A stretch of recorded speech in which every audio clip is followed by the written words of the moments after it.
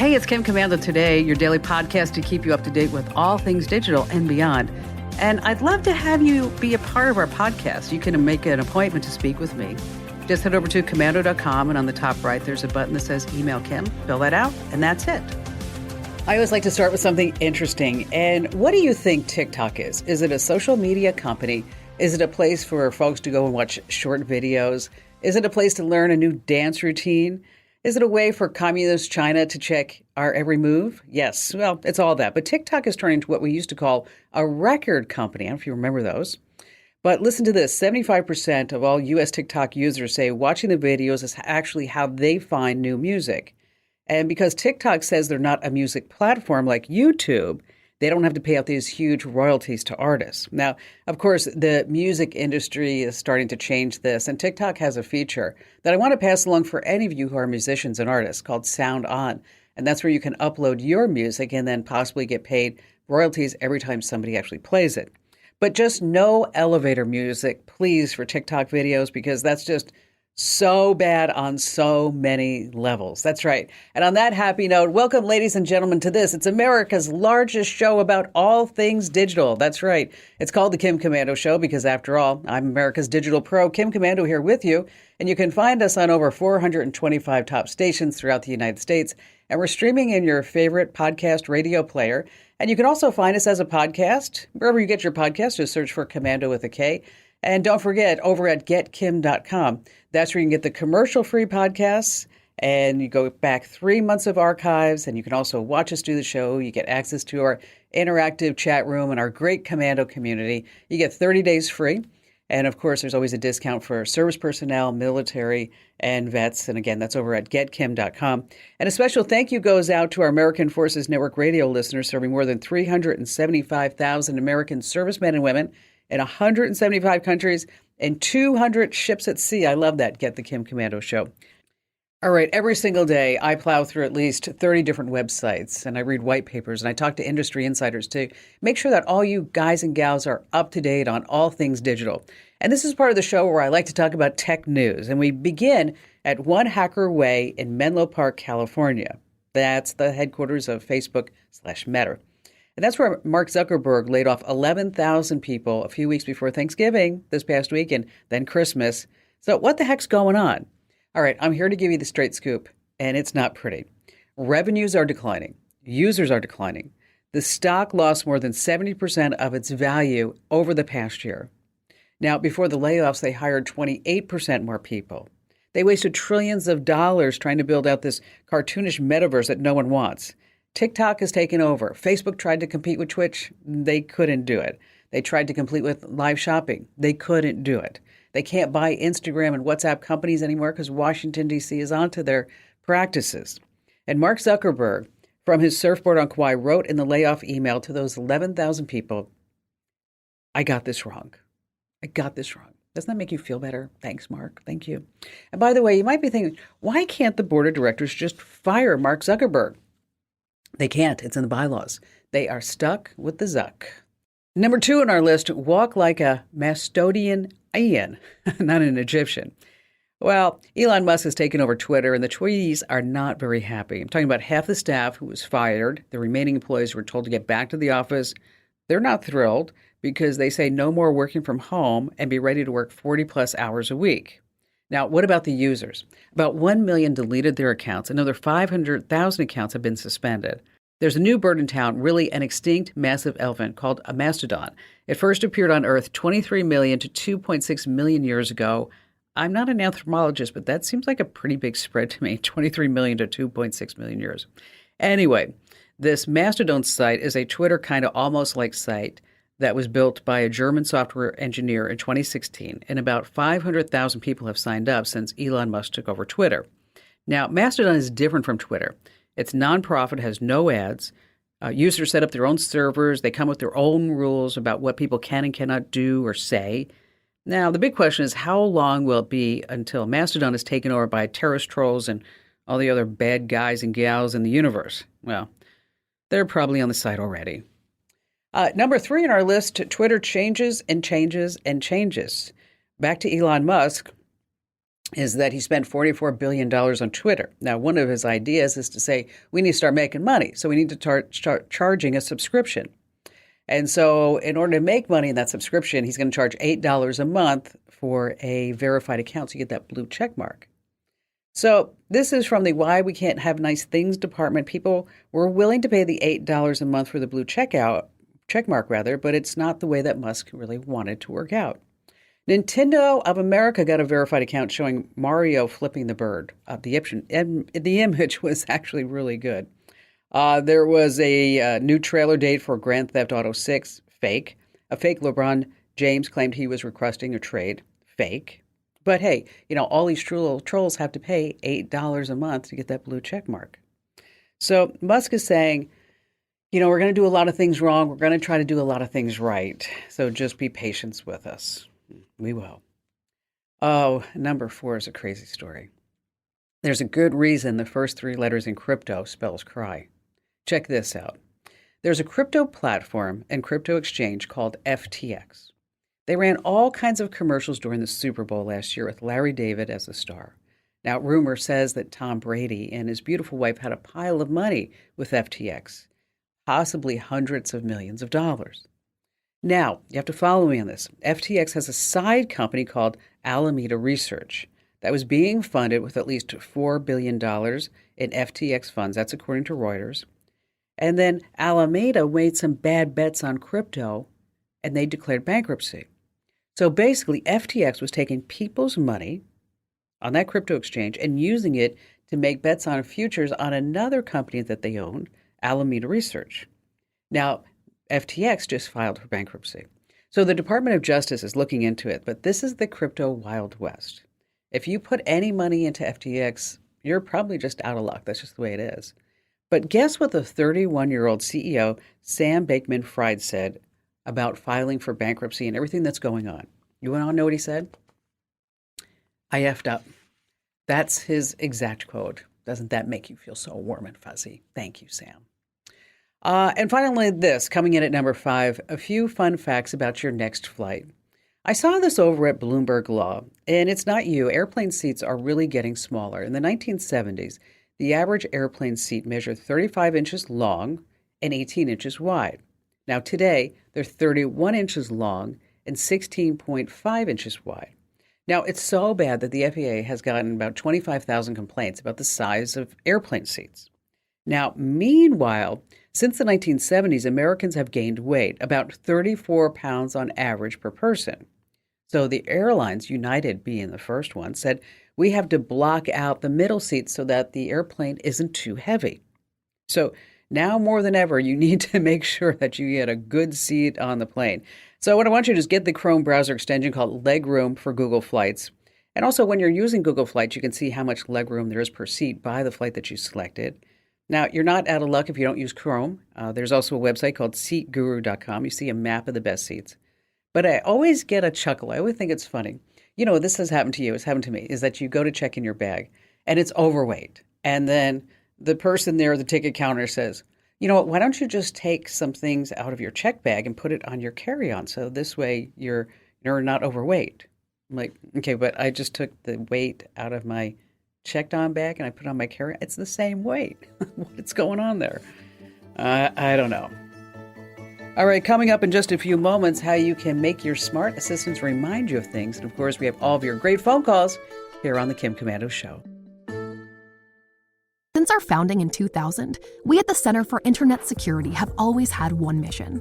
It's to create confidence in the connected world for people, businesses, and governments. As a nonprofit, we do this by drawing upon our core competencies of collaboration and innovation. The world is changing, cyber threats are evolving, and IT resources are limited. All you want is a way to strengthen your cybersecurity programs efficiently and effectively. Let CIS help you with these efforts. We use a consensus-based process involving IT professionals from around the world to develop and maintain security best practices. These resources are proven to defend systems and data against threats, both on premises and in the cloud. We also strive to help organizations of every size and maturity strengthen their cybersecurity programs. This includes serving U.S. state, local, tribal, and territorial government organizations. At CIS, we're all about making the connected world a safer place. Visit our website to learn more.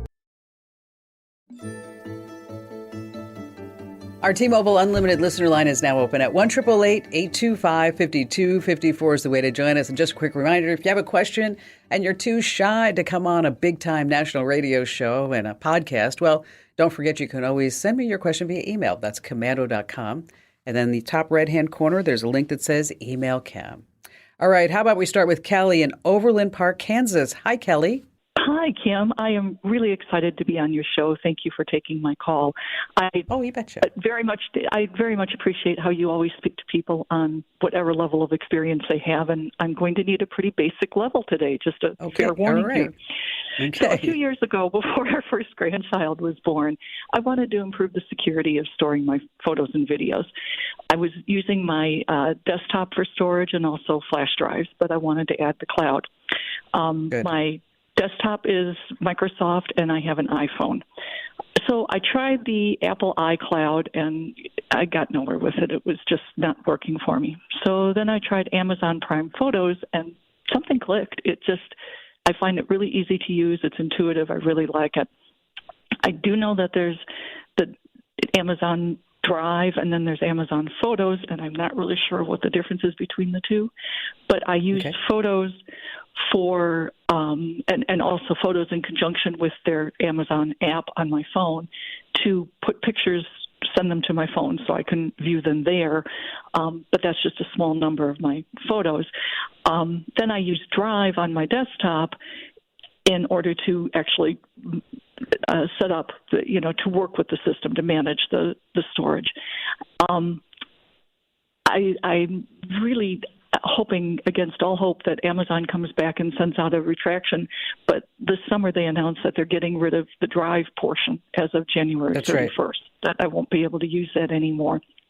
And I really hope that they're just kidding, that they come out and say, sorry, guys, didn't mean to alarm you. No problem. Yeah, wouldn't that be great? Don't think that that's going to happen.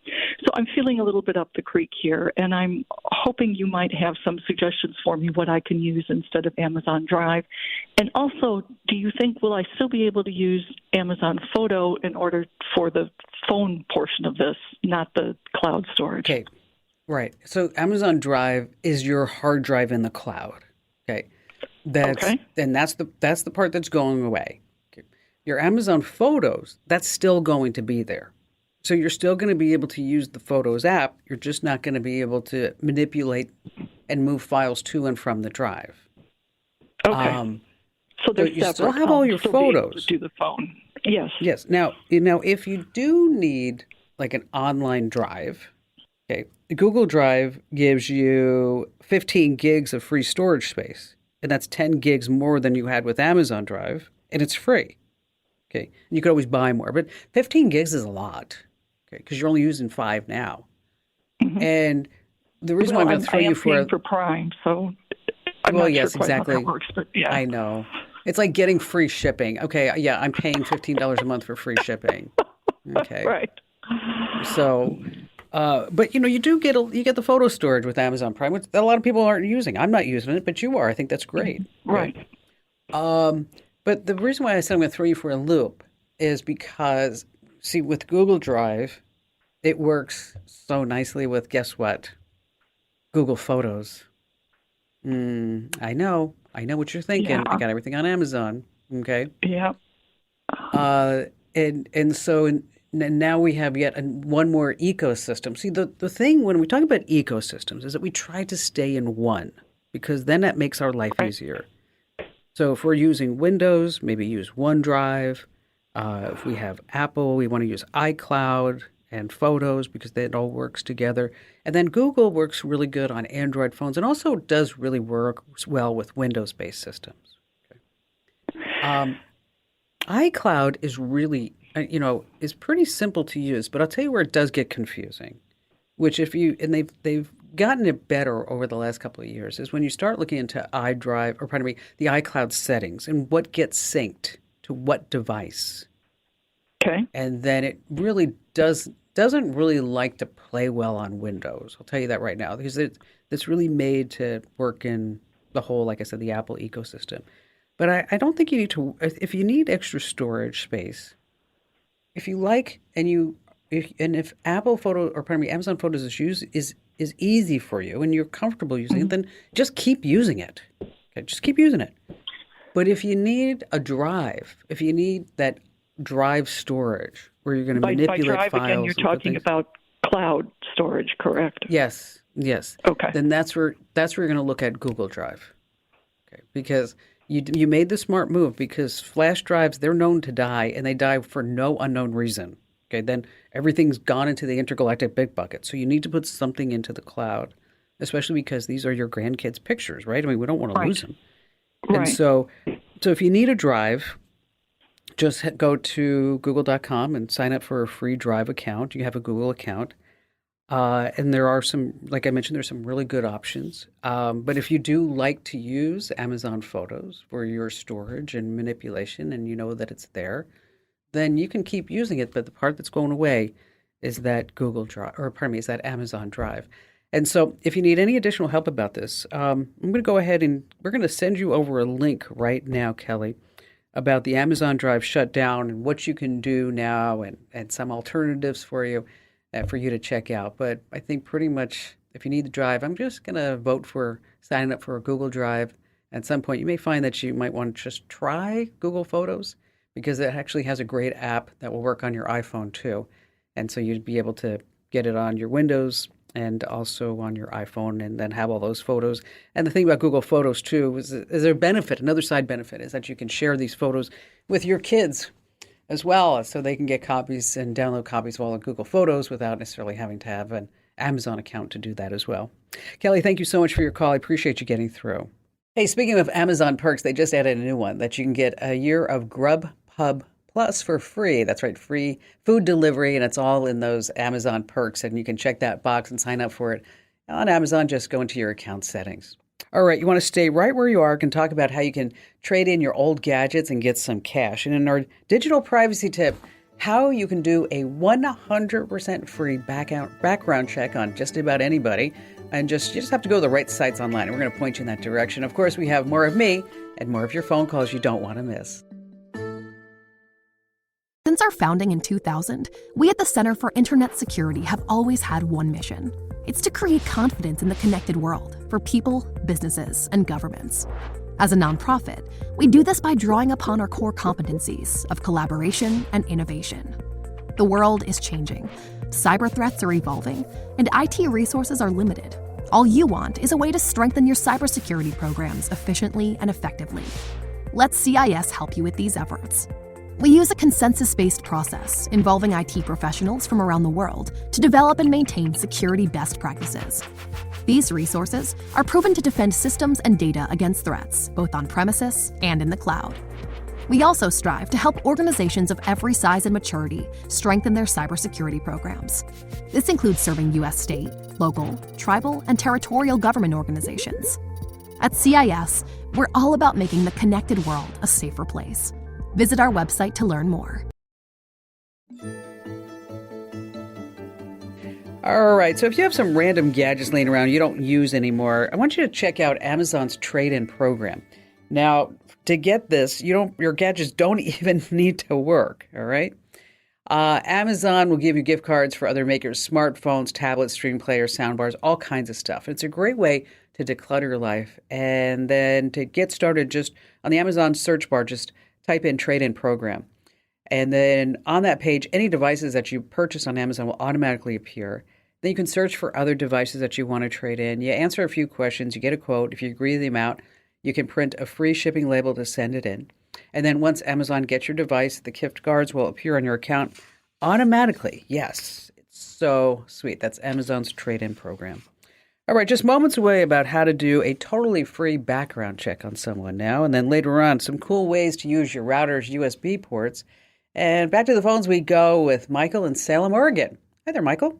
I'm a small business owner, been in business 26 years, and I have a Google business profile page online where my customers can go and leave me a review on my business.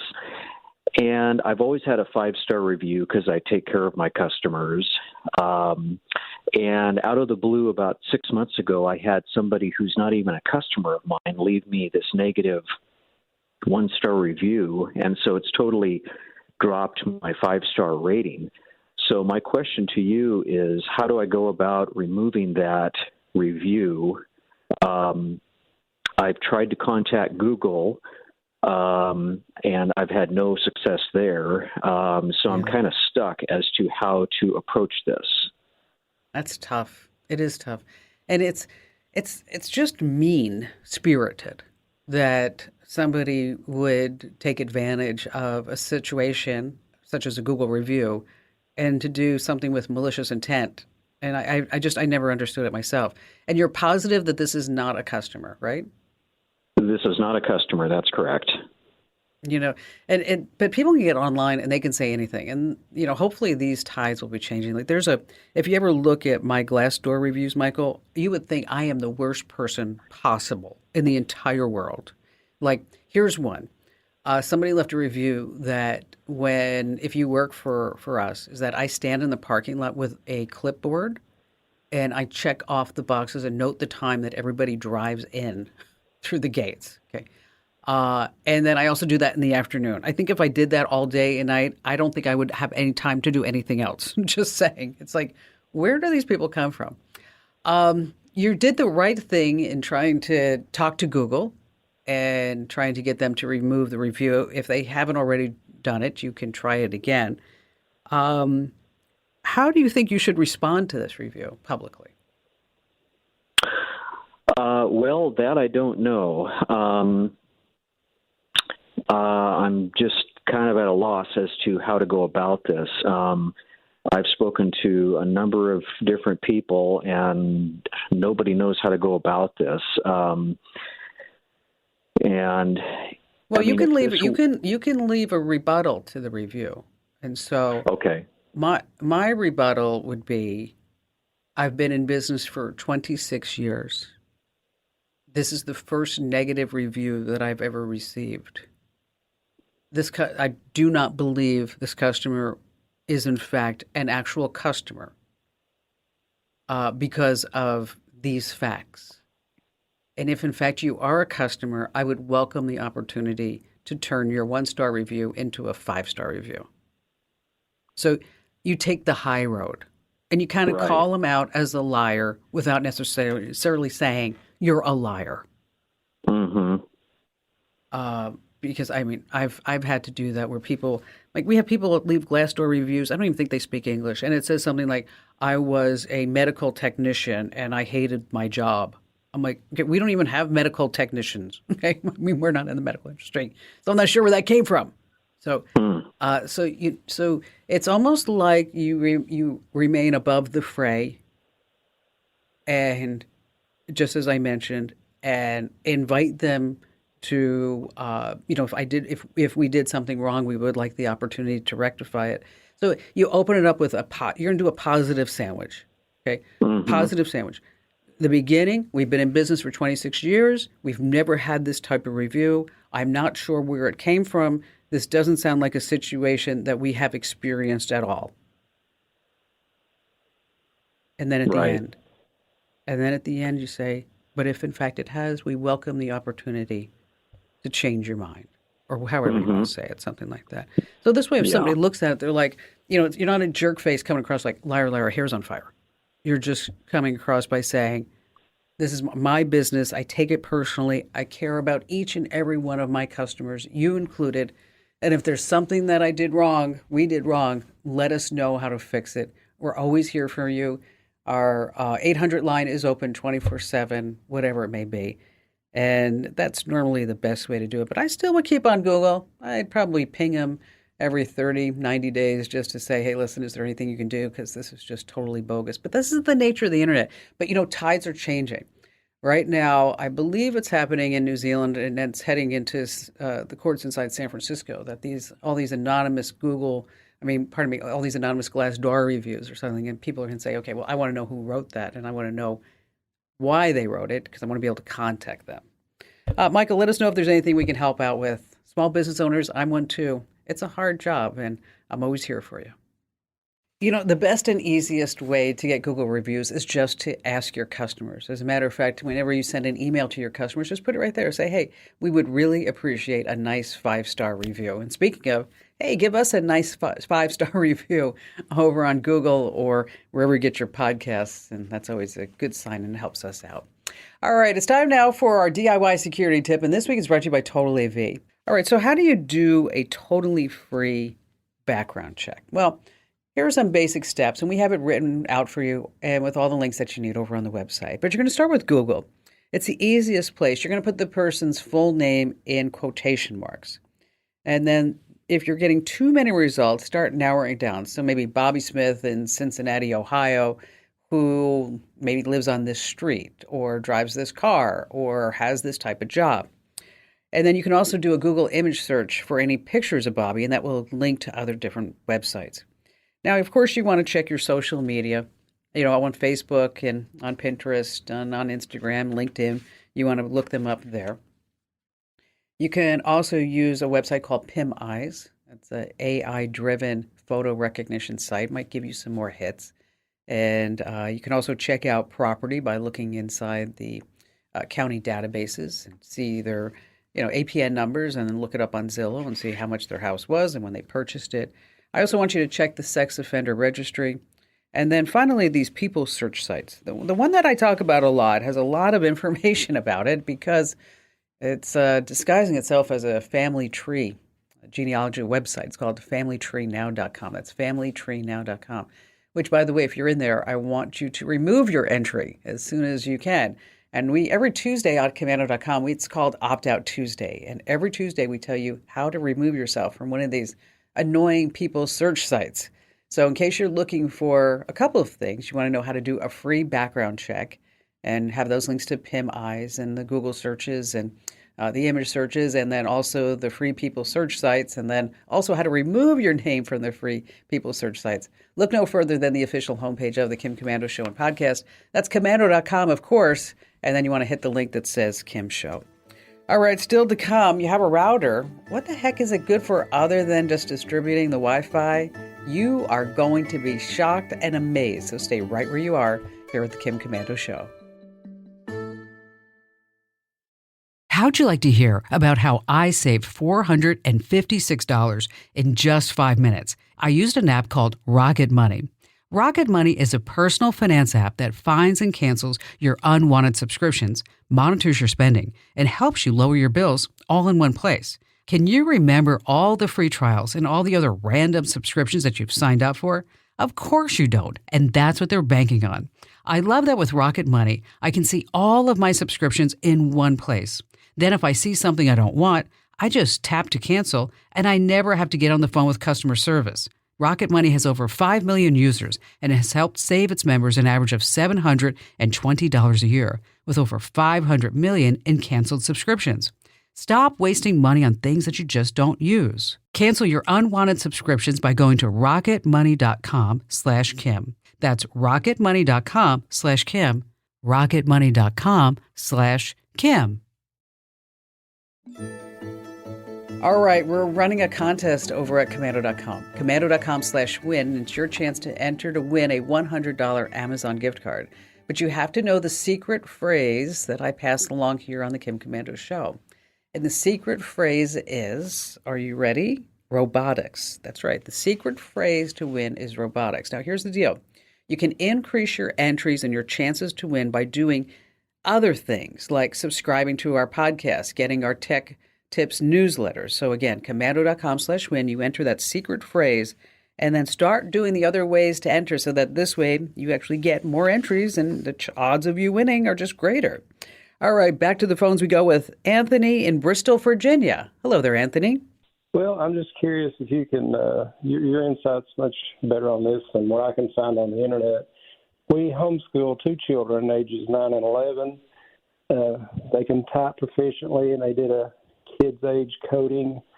So I don't know what the next step is. Everything I can find is too old for them right now. Would you have any suggestions?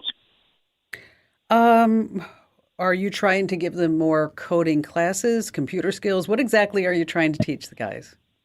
Well, just introduction to the computer, the ranges, and let them see what they like and make some choices and just learn as they go. When you say different ranges of computers, or are you trying to? Software, different types of software that they can learn as they can. Okay. All right. When you guys are homeschooling, there's a terrific site that Google has put together for computer curriculums. And the students can learn, your kids can learn through video-based lessons. And there are also different themes like gaming design and art and sports.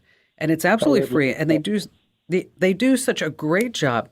The address is kind of funky. And so I'm going to ask Amber to email you this address. But if you go to withgoogle.com, and that's where you're going to look at something for it's called the free Google program is called CS First.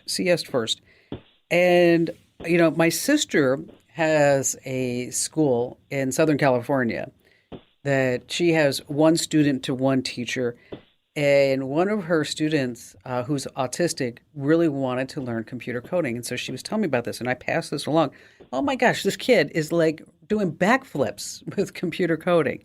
But again, it's called CS First with Google.com. There's also code.org is another site that you might want to. Yep. Pardon me? But we use that one. You reminded me. That's the one we use, code.org. Oh, okay. That's beautiful because they've got all these different projects. So because you're using code, have you ever looked at Scratch? I don't think so. Oh, Scratch is really good. It's from MIT Media Lab. And it's its own programming language, and it consists of putting graphical blocks of code together to get to an end result. And it also has this big online community. It's perfect for your kids. It's really made for kids between 8 and 16. So definitely look at Scratch. App Inventor, once the kids get a little bit tired of the coding, they can actually make their own apps, which is also a lot of fun. And so we're going to go to withgoogle.com. You're already doing code.org. Let's look at Scratch and App Inventor. And the App Inventor is actually kind of cool because the kids can make apps for their phones and their tablets just by moving things around, and there's no cost. And so it's also a lot of fun to see which direction that they might go into. So, Anthony, try these. And then if you find that the kids are moving past all this, if you want me to ever talk to your kids, I'm happy to do that as well. And don't forget about our free tech contract for kids. Got an email the other day from a high school principal that said, hey, can we pass this out throughout the entire school district? The answer is absolutely yes. So if you go to komando.com/contract, that's our free contract for kids. Kind of goes through the rules of the road of, passwords, sharing devices, sexting. I know it's all these different topics I know you don't want to talk about with your kids, but you really have to. And it's 3 pages. And if you're a school district, a school, nonprofit, church, temple, whatever, I want to make sure that you guys know and that you can just pass this along, print it out, copy it wherever you want, just distribute it to everybody because we all want to keep our kids safe when it comes to technology. I'm going to put all these links inside our Q&A forum. So go to komando.com/community. And that's where you'll find some links. And for you, Anthony, hang on the line, and Amber's going to send you some links right now because that's what we do here at the Kim Komando Show. We want to help anybody and everybody we can. Hey, if you have kids, one of the greatest things that you can buy them is an Amazon Kindle Kids. It's a 2022 release. It's about $120. But what's nice about it is that it's a subscription-based reading program. And so you don't have to worry about the kids getting on and playing games and doing other things. And again, it's about $120. So if you're looking for a gift for, anybody between 3 and 12 for the holiday season, that's always a great gift. All right. So it's one of these digital life hacks that once you know it, you're like, dang, Kim Komando, I'm so glad that I listened to you. So what else can you do with your router other than just have it, spread the internet connection throughout your home? Okay. So if you ever look at the back of your router and you think, it has USB ports. What are they for? Okay, a couple of things you can do, starting with no longer emailing files to family members or saving files in the cloud. You can have a hard drive in your house that everyone can share and save files, but just keep in mind, hard drives can die, so you want to make sure that you always have a backup into the cloud somewhere. Number 2, you can take this idea of a shareable drive to the next level. You put a USB drive in your router's port, and then you can turn it into a bona fide media server. So that this way, everybody on the network can save their photos, their music, their videos on the drive. And then what's great is that all that content is accessible on any device or TV that's on their home network. Now, if you're going to store a lot of stuff, just make sure that it's an external hard drive because, again, you want to make sure it's all backed up to the cloud. And number 3, let's say you have a really old printer, but it still works, okay? But it needs to be physically connected to a computer to work. Ah, yes, the lights are on. Just plug that old computer into your router's USB port, and now you have a printer everybody on the network can use. And if you like these tips, make sure that wherever you get your podcast, you just search for my last name, Komando, of course, with a K. And then make sure that you get our podcasts, our Daily Tech Updates. You're going to love them. That's our Daily Tech Updates. Wherever you get your podcast, just search for my last name, Komando, with a K, of course. Hey, thanks for listening to Kim Komando today. So reach over and give me a nice 5-star review. Yes, thank you. And thanks for listening.